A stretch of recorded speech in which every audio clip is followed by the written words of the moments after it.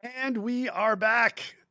Rich Robinson here, entrepreneur in residence, Animoca Brands. I am here with my first double guests, Wilson Wei, Ryan Li, all the way from my adopted country of China, Huanying Guanling. I spent 20 years in Beijing and 4 years in Hong Kong before that. And I absolutely love the Middle Kingdom. And Wilson's coming to us from Shanghai, and Ryan is in the Bay Area. And they are the co founders of CyberConnect. Welcome, gentlemen. Great to see you. Thank you. Thanks for having us. My pleasure. I am pumped to talk about what you guys are working on. So, our founder, chairman, Yatsio, he often talks about how we live as vassals in these fiefdoms. We are under the, Lord Zuckerberg and Order of Microsoft and House of Google, and we give all of our time, treasure, and data to these social networks, and we get you get nothing and like it, more or less. And there is going to be a company that is going to make a big mark in Web3 around social media. And I'm biased, but I think you guys are probably it. You guys heard this. You guys are watching this in the future. Gen AI is watching this in the future, and also humans are watching this in the future. And I'm going to say, I told you so. I knew it. I smelled it. And so, tell us out there in podcast land about what you guys are working on, please. Sure. So CyberConnect, it's a project that we have been working on for in the last like 2.5 years. And CyberConnect, it's a Web3's earliest and biggest decentralized social network. We're trying to enable developers to create social applications and empower users to own their digital identity, content connections, and monetization channels, and so on. Basically, all of your data related to your status and the data that users care about. And there are majorly like three core features to it. Like one, it's a cyber account. It's an identity standard that we are launching with our newest version of the protocol. And then second is the CyberConnect SocialGraph, and then it's the third. It's we're also coming up with the wallet that is essentially the key, the ID to users. We also build our own applications along with more than 50 other ecosystem apps. So all of those apps are built on top of CyberConnect, the protocol.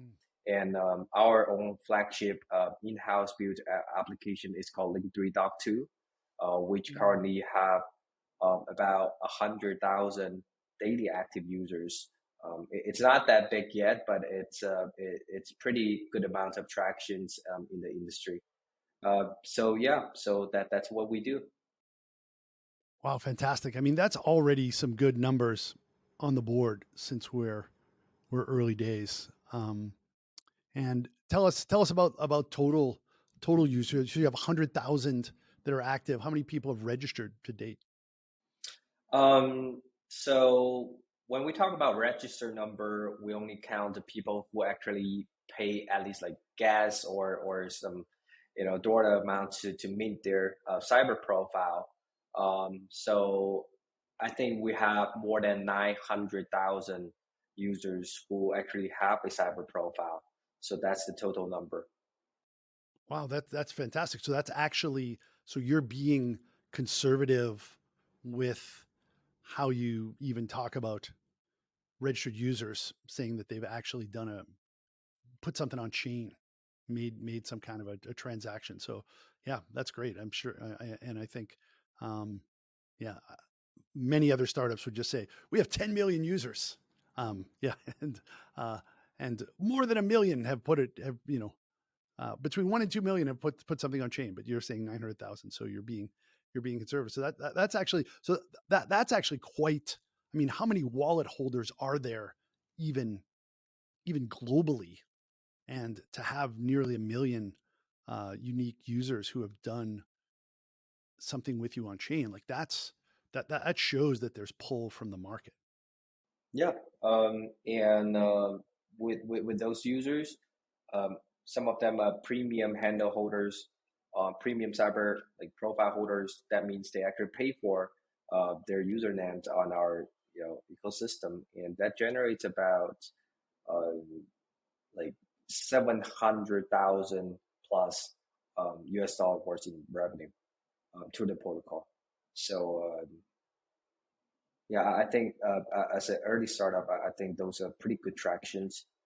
Yeah, that's beautiful. I know early days Facebook, it was, advertising. That's what we have to do. We have to do advertising. And the problem with the ad model, of course, is if you don't have any kind of traction or critical mass, then you're not going to be able to get any ads. So now you're turning on revenue, pretty quickly and in a in a way that's pretty meaningful and encouraging. So that's also the beauty of Web3 startups. Yeah, it's like if you want to get like how for the first time you register like cell phone number, for example. If you want to get a better number than others, if you want to pick your own like ideal lucky numbers, like you kind of pay for premium. That's how it works. Like normal users can register the username that's longer and free. If you're a premium user, you want your name to be exactly how you want it to be. You pay a little bit premium, and that's the current business model we're having right now, and it's simple and clean. 139-120-777-377的时候，我付了几百块钱，and I still have that number, and I was like, yes, I will pay a few hundred kwai in 1999 to have sangachi, right? There was no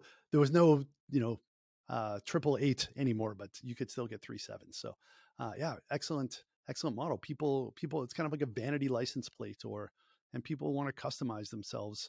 And it's really interesting because what is your identity before Web3?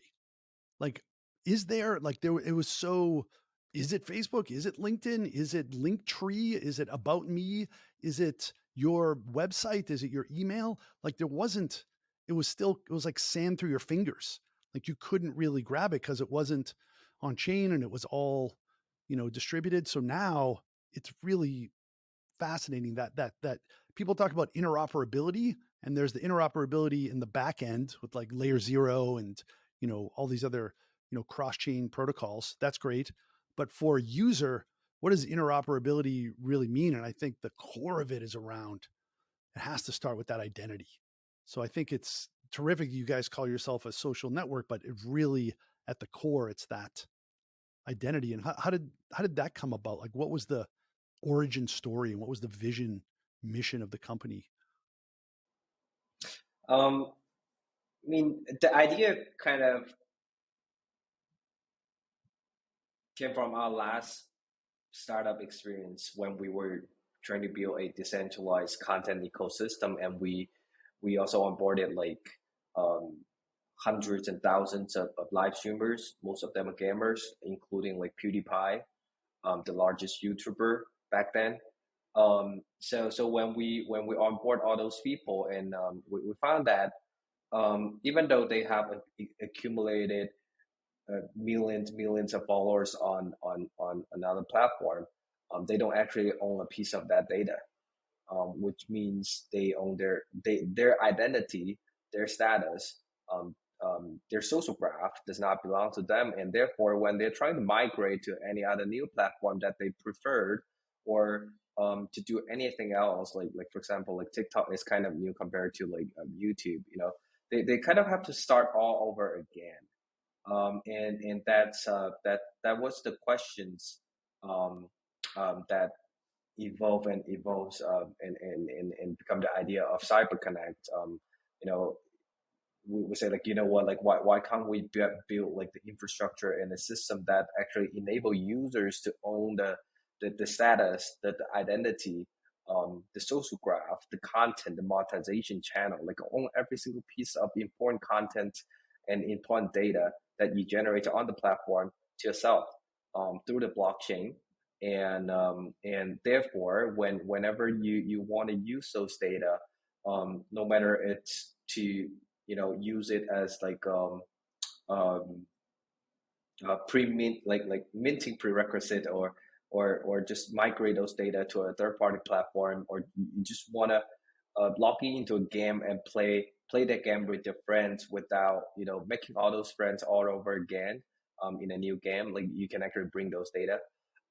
So that was like how we uh, originated the idea, and yeah. Beautiful. That's a really sound thesis because you're starting with a big problem. It's actually kind of ridiculous and really exposes the limitations of the, Web 2 environment, is how dependent you are on the platform. And it's a great way to help people to take this red pill and release themselves from the bondage of the matrix. Indeed, and you started from the creator side, but then also as the consumer. I mean, I think in the future, many people, everybody's kind of become a creator and a consumer, even if you're not, you know, creating stuff on YouTube and have a million followers. You're creating stuff on the socials, and that's all part of the machine. Yes, it's like for individual users. I think it's still important. Um, like for example, like in China, WeChat is so dominant, and they basically own all of your social network and all of your social graph data. So that makes Tencent so much more powerful as a game company, because they allow their own games to be logged in with the WeChat account system, with the data, with the social graph data. So you can actually like log in into one of the, like for example, like League of Legends mobile version in China with WeChat, and bring your friends all over there. So you don't have to, the whole experience is like it's like Facebook's open API, like uh, a decade or something ago. Unfortunately, they shut it down. But CyberConnect is trying to build like a public infrastructure for that, instead of like the data being owned by a single company and they have to edge over all the other applications. I mean, it's meaningful for users as well. Meaningful indeed, and indeed, Tencent, biggest game company in the world, also biggest music company in the world, and the payments as well too. It's all integrated inside WeChat, and it's all part of that social graph. And it's such a powerful, incredible, just lever that they have. And you're in effect kind of giving that to everybody. Everybody can kind of be their own mini Tencent in a way, and have their ability to be able to sell content and to monetize it as well too, and to connect to the wallet. It's insanely empowering. And I think, can you talk a little bit about like what, a lot of people don't understand about the payment system in China, that China is the biggest country by population, it's the oldest country, invented paper money, and said "zaijian xianjin" like 5-6 years ago, like goodbye to paper money. Like, now it's something like 6 or 8 times of the entire GDP flows through WeChat Pay and Alibaba Pay. And in a way, I know it's not on chain, it's not,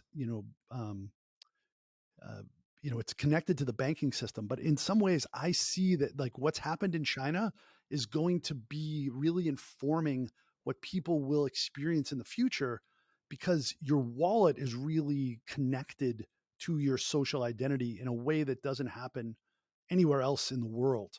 And I think it's like, what what are your thoughts or experience around that?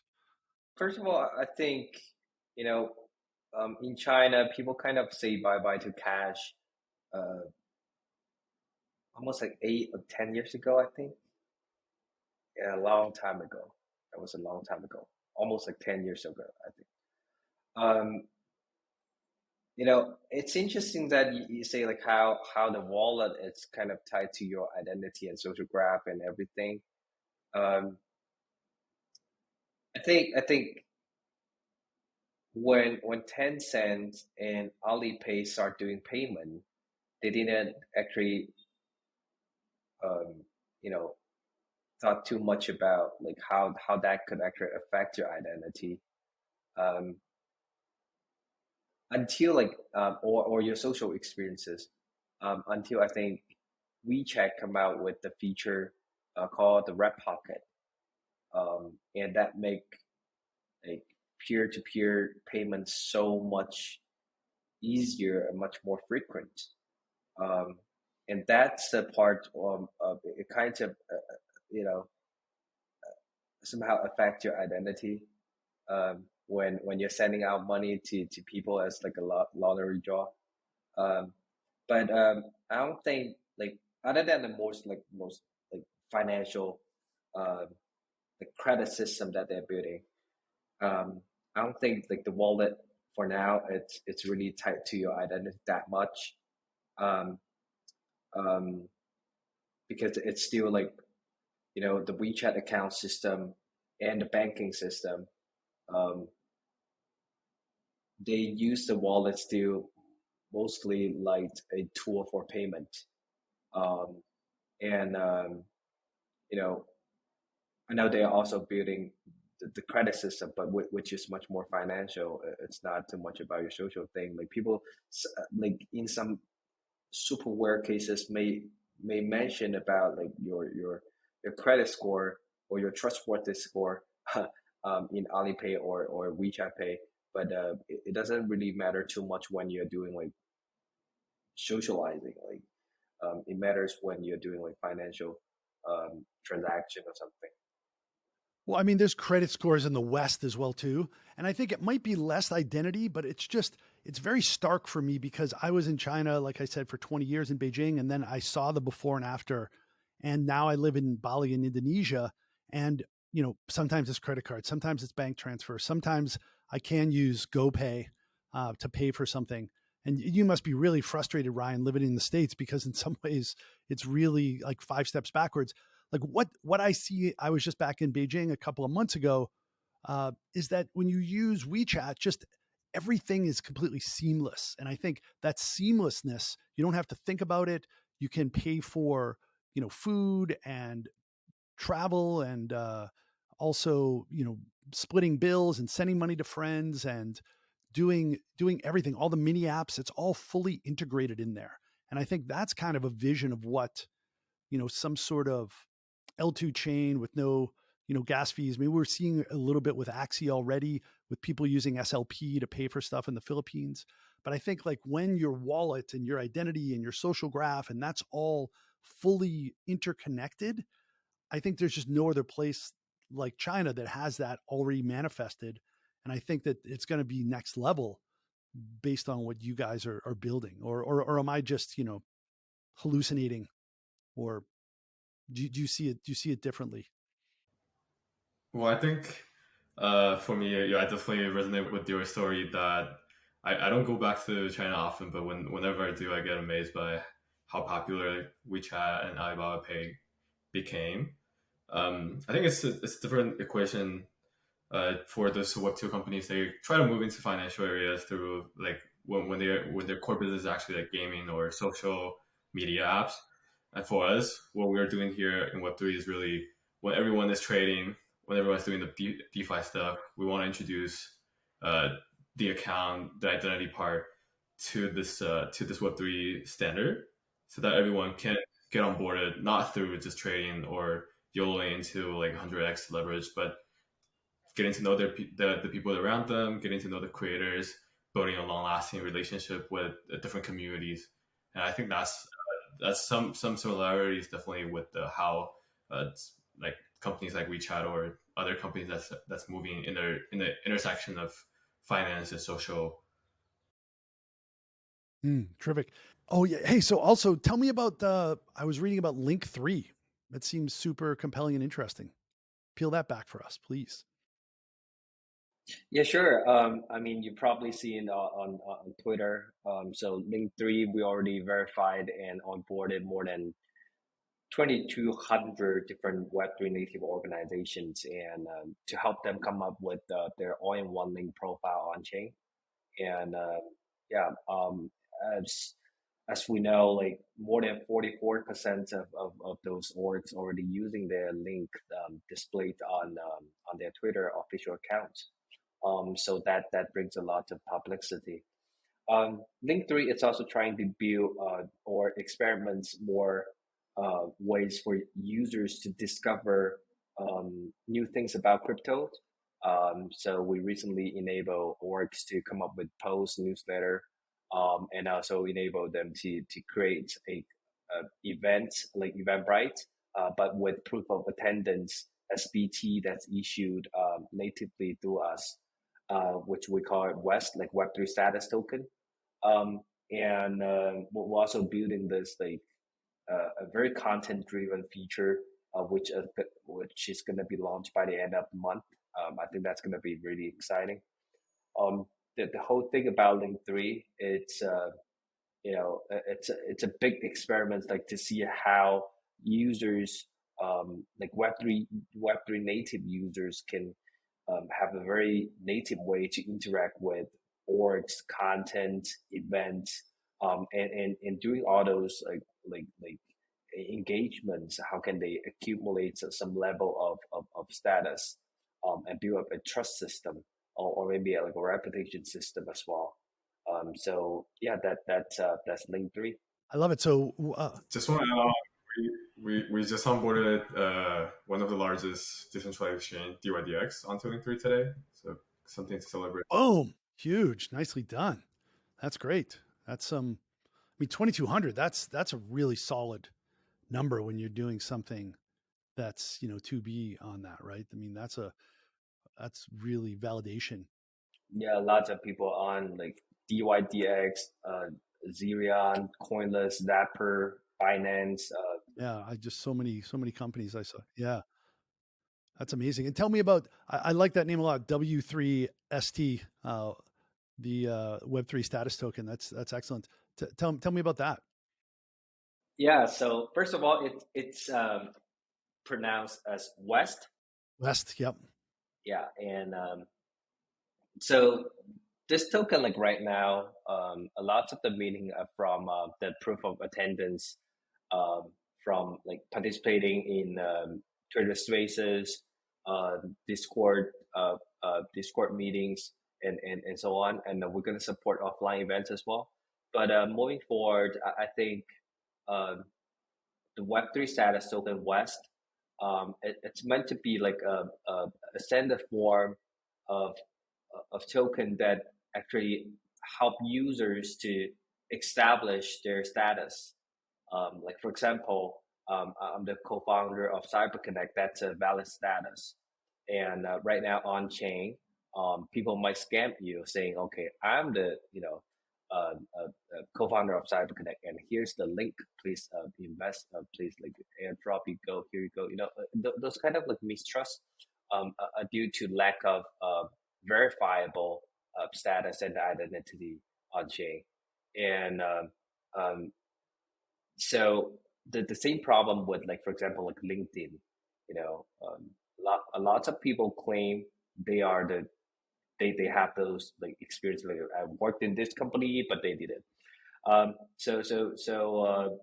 think Web3 like West token could be a form to actually help people to validate those things, and especially like in the case of like for example like LinkedIn, since we already verified it and onboarded so many organizations, we can actually enable orgs to issue those um, you know uh, employee verification badges to their users on Link3.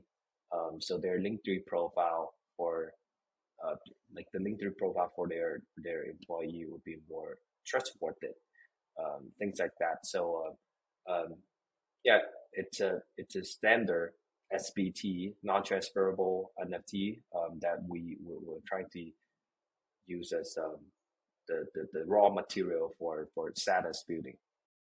Fantastic raw material indeed. Yeah, that's extremely powerful, like primitive that could be used across e-commerce as well too, and whatever kind of, gaming, entertainment, business. There's so many ways to use that as a building block to verify. Like POAP is one thing.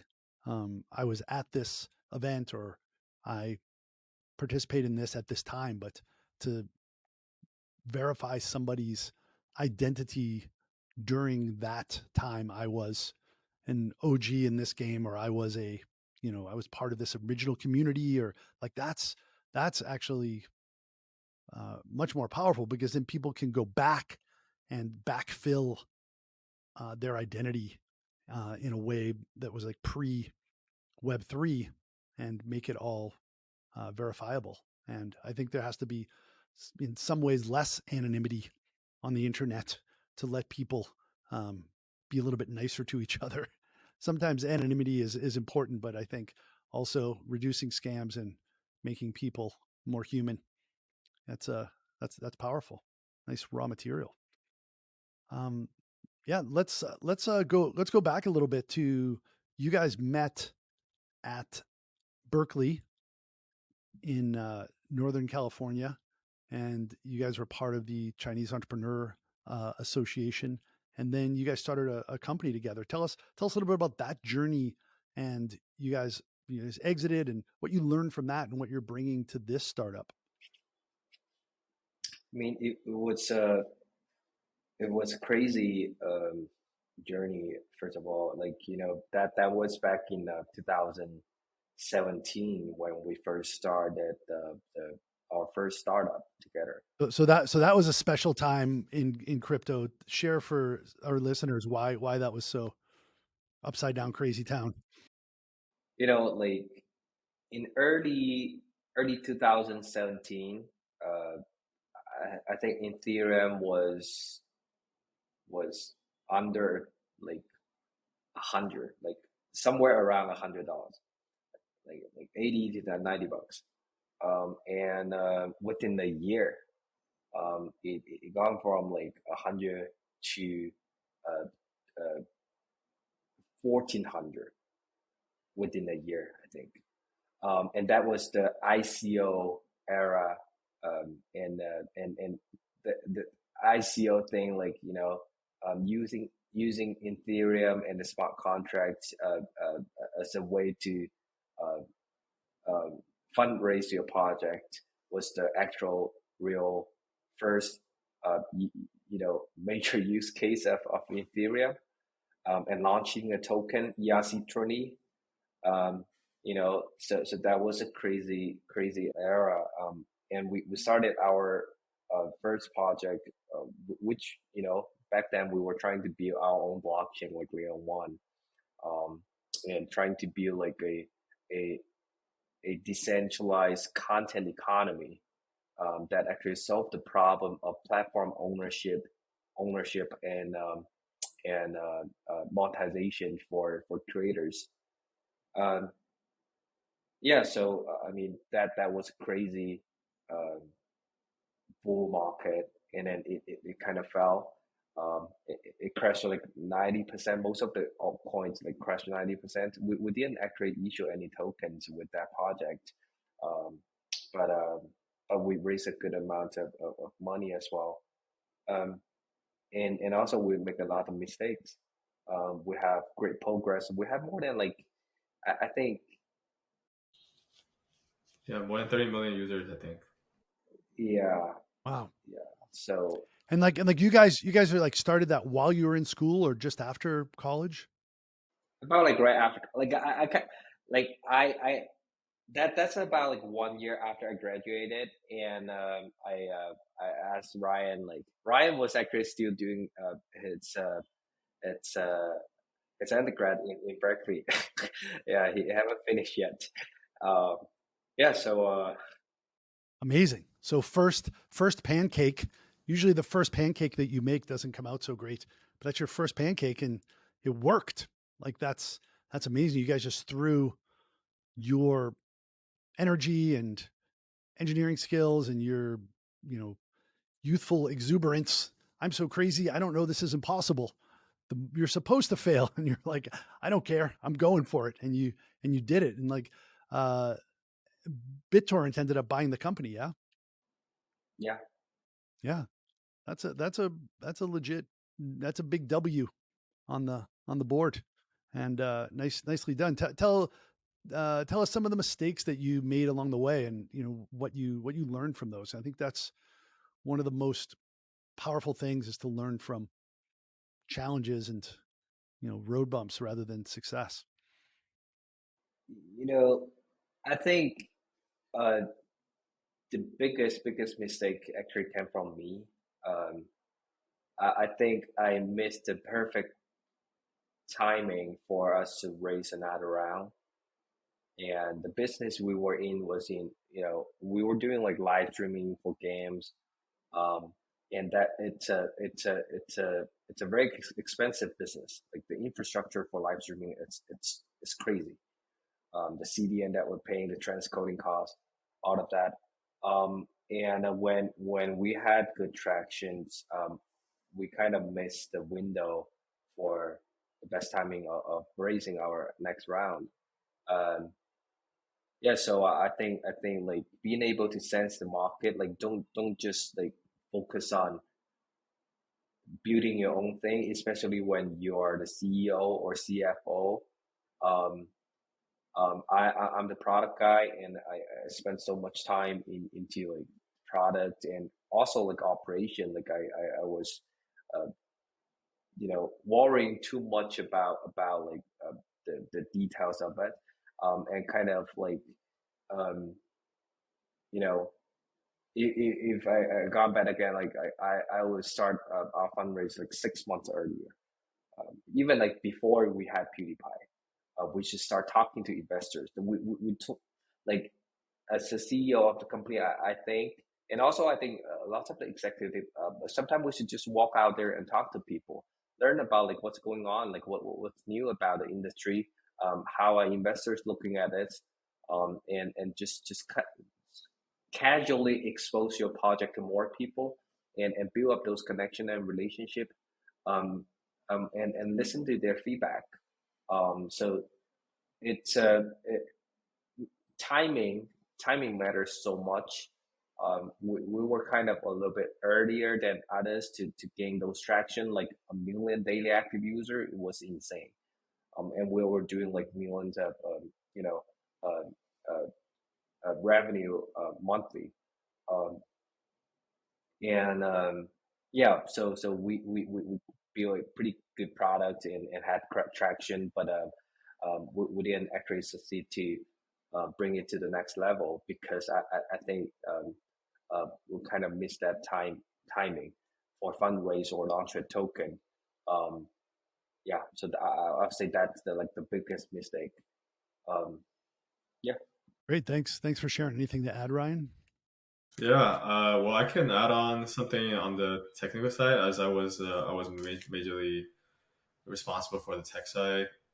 I think one thing that wasn't pointed out was uh, really great, that just have to be very respectful of the market, be very involved with what's going on, not just within the company, but just around you, or within the industry. I think at the time we decided to build our own blockchain. We wanted to do everything ourselves. We even built like on ramp, because at the time crypto on ramp was a problem. So we decided to build everything ourselves, because we want to eventually give users this user experience that we dreamed of.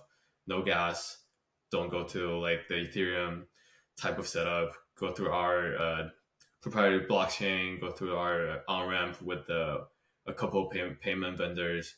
Ended up these were um, somewhat very ahead of its own time, and people are having a hard time understanding it. We had to educate our users, educate our vendors, even to really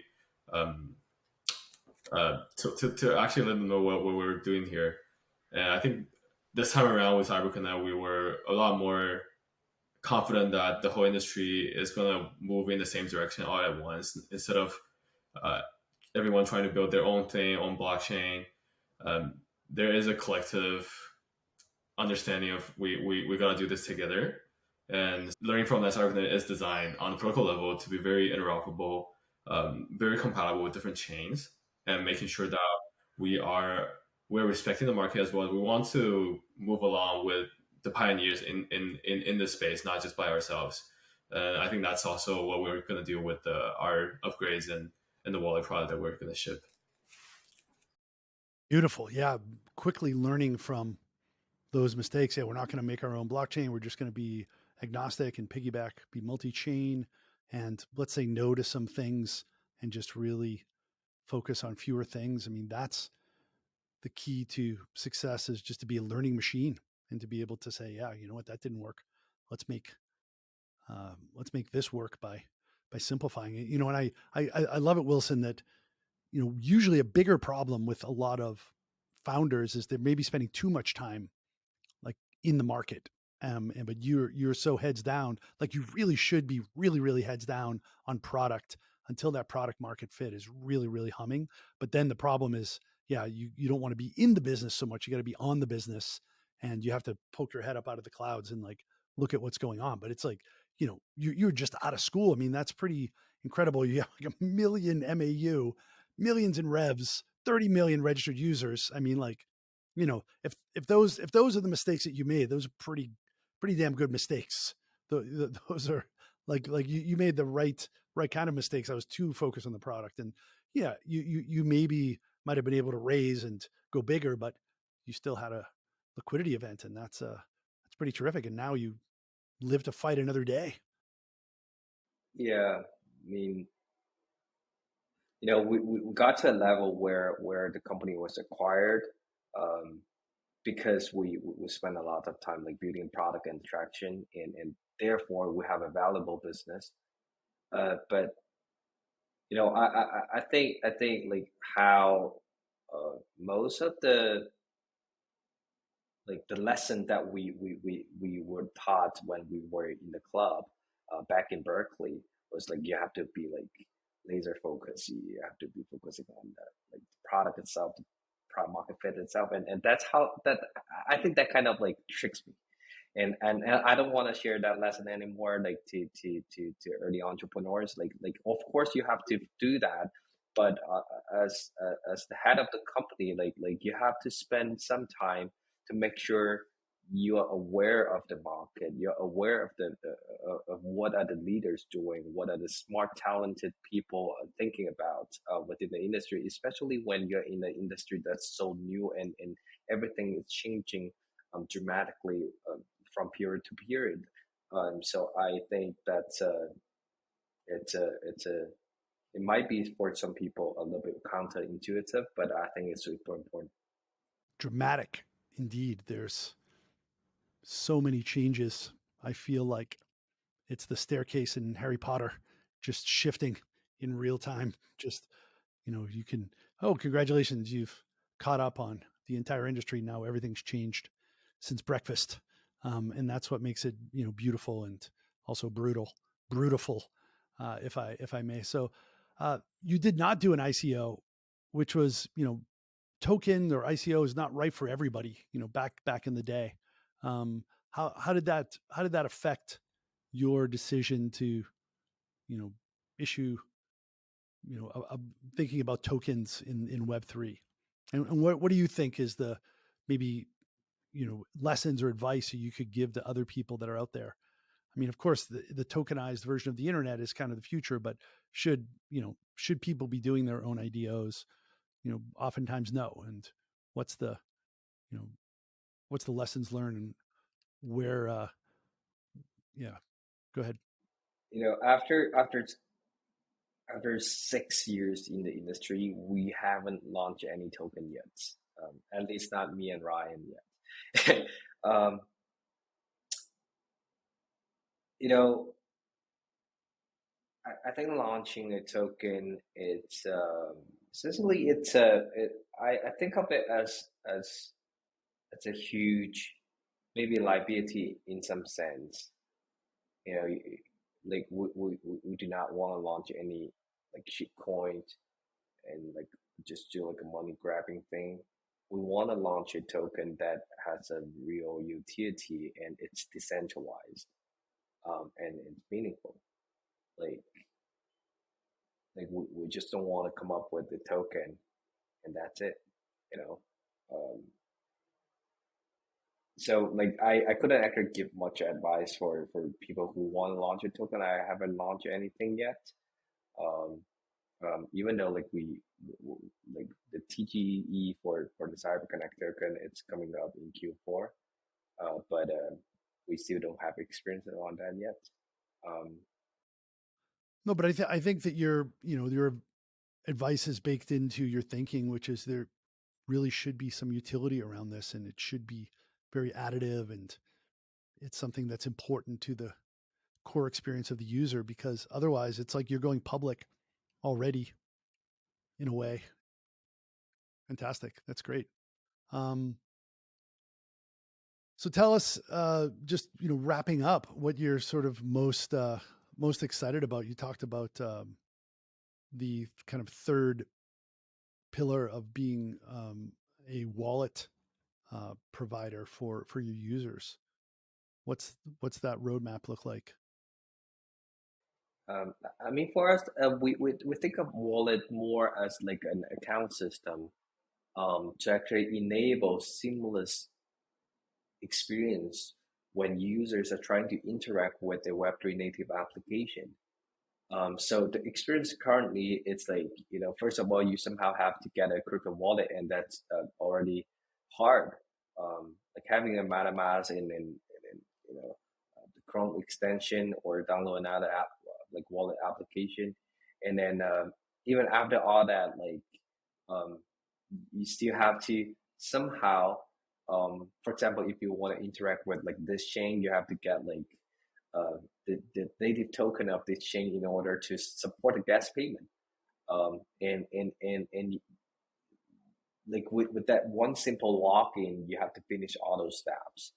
And the interaction with different chains, it's just I can't imagine any reasonable like Web2 users can onboard to it unless they have some extreme like strong um, incentive or something. So how we're doing it, it's like we're trying to help onboard users in a way that they are super familiar with. Like for example, if you already have like a EOA wallet, just log in with your EOA wallet with like for example like MetaMask, and then we're going to help you to create your smart contract wallet as your account ID.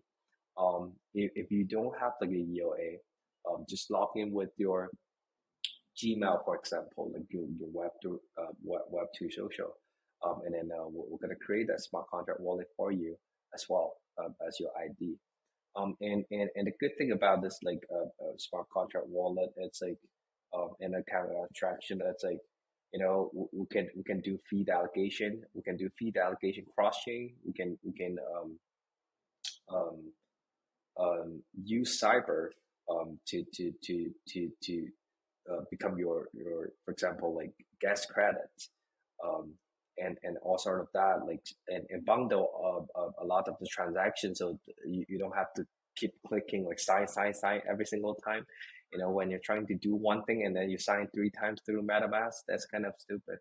uh, so a lot of those could be improved, and I believe like Ryan should have a lot more to say about it. Ryan, you want to add some more?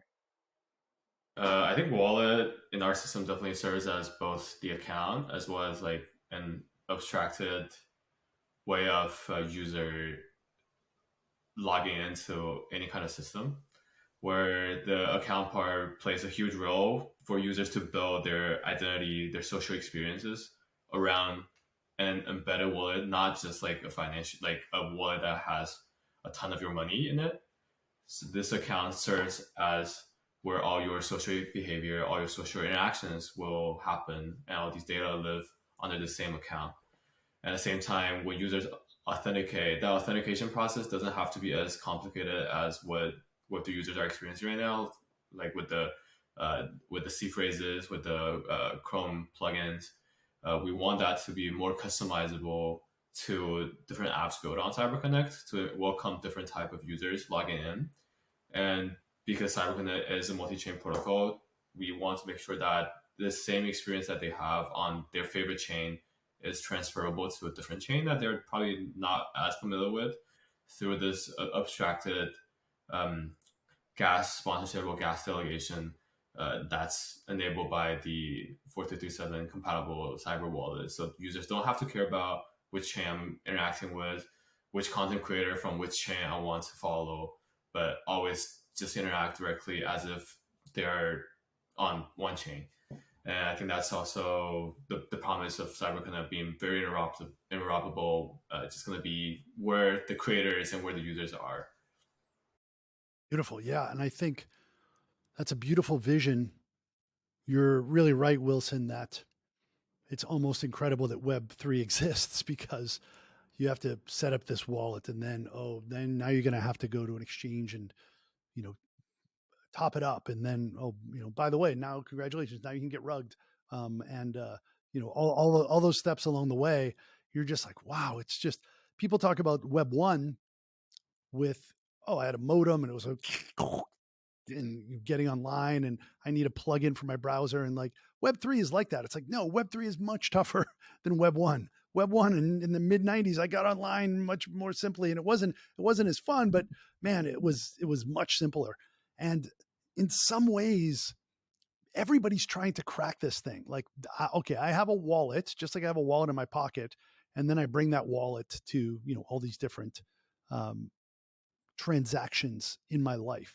But one thing we saw, I'm going to go back to WeChat, is that when you're in a social environment, and that really becomes your identity, that's kind of the glue. Like we see it already in Web 2 with OAuth, where you could sign in with Facebook, and to be able to have that payment and identity all elegantly wrapped up into one. And then you have link 3, of course. And I'm not telling you anything you don't know. I'm thinking out loud now, and I'm seeing the vision being sewn together when you have so many people in your ecosystem, and then you have people's identities connected, and then you have the wallet. Then it becomes something where you're like, well, I'm going to go play this game, or I'm going to go buy this, support this artist, whatever. I'm going to go do it through the CyberConnect wallet, because that's just something that's elegant and simple and multi-chain, and other people start using it. And then it becomes this sort of virtuous cycle. So I really, really like that vision. And of course, Elon Musk with X.com and his whole vision of Twitter is that he sees the promise of what's happening with WeChat, because he smells it, because he's in China doing his gigafactory in Shanghai. And, he builds that thing in 168 days. And he's like, wow, shit moves fast in China, and things are actually really elegant with WeChat. If you haven't ever used it, and you can't ever use it unless you're in China and you have a bank account, and it's really a compelling, different experience. And I think that's what can win. Like, that's having that social fabric with all of that in there. That's super exciting. Absolutely. Yeah. It's exciting. Terrific. Excellent. Gentlemen, Wilson Wei, Ryan Li. 谢谢你们. 谢谢. Thank you. Great to meet you guys. All the best. I really, really enjoyed it. Thanks. This podcast is for information purposes only and should not be considered as financial advice. Any opinions provided in this podcast reflect the views of the speakers only.